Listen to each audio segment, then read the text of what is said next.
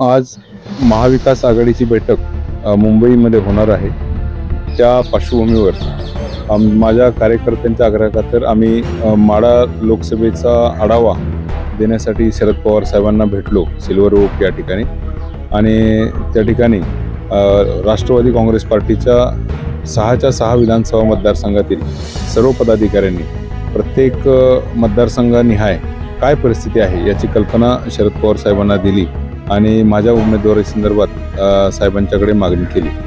परंतु या महाविकास आघाडीच्या मीटिंगच्या नंतर त्याविषयीचा निर्णय होईल।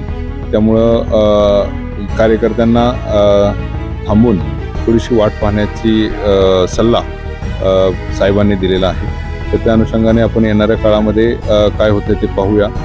साहेब अडचणीत असताना हेच सर्व कार्यकर्ते साहेबांच्या पाठीशी ठामपणे उभे राहिलेले आहेत। साहेबांच्या विषयी प्रचंड सहानुभूती माढा लोकसभा मतदारसंघामध्ये आहे। त्यामुळे साहजिकच या लोकांचाही साहेबांवर अधिकार आहे। त्यामुळं साहेबांच्याकडे येऊन आपलं गाऱ्हाणं मांडणं किंवा म्हणणं मांडणं त्यांचं कर्तव्य समजलं आणि ते या ठिकाणी साहेबांशी बोलण्यासाठी आले होते। माढा मतदारसंघात फिरत असताना मोठ्या प्रमाणात आपल्याला लोकांचा प्रतिसाद दिसून येतो। आपल्याबरोबर अजून काही उमेदवार आहेत, काय सांगाल याबाबत? माढा लोकसभा मतदारसंघामध्ये आदरणीय शरदचंद्रजी पवार साहेब यांना मानणारा प्रचंड मोठा मतदारवर्ग आहे। आणि मागच्या काळात ज्या काही घडामोडी झाल्या त्यामुळं सर्वसामान्य मतदार हा पुनश्च एकदा शरद पवार साहेबांच्या पाठीमागे एकवटलेला आहे। आणि त्यामुळं येणाऱ्या काळात राष्ट्रवादी काँग्रेस पार्टीचा उमेदवार या ठिकाणाहून 100% निश्चितपणे निवडून येऊ शकतो। तसं पाहिलं तर आपले प्रचंड प्रमाणात मोठे कुटुंब झाले याला मोठ्या प्रमाणात माढा मतदारसंघातील प्रतिसाद लोकांचा कल पाहिलं तर आपल्याला काय सांगाल पक्षश्रेष्ठी याबाबत निर्णय घेतली?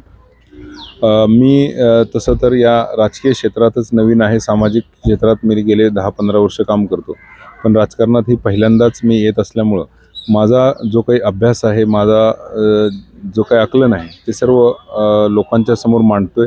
मी M.Tech केलेलं आहे, मी एक उच्च शिक्षित आहे आणि मी एक संवेदनशील व्यक्ती म्हणून लोकांमध्ये प्रसिद्ध आहे। त्यामुळं लोकांचा प्रचंड सहभाग विविध माझ्या कार्यक्रमांमध्ये होता।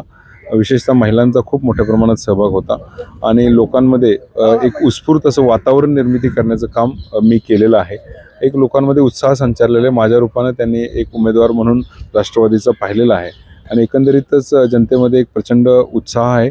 आणि येणाऱ्या लोकसभा निवडणुकीमध्ये परिवर्तन करण्यासाठी लोकांनी एक प्रकारे लोकांच्या मनातून माझी निवड केलेली आहे असं मला वाटतं। त्यामुळे लोक लवकरच त्याविषयीचा मतदान पेटीतून याविषयीचं आपलं मत नोंदवतील।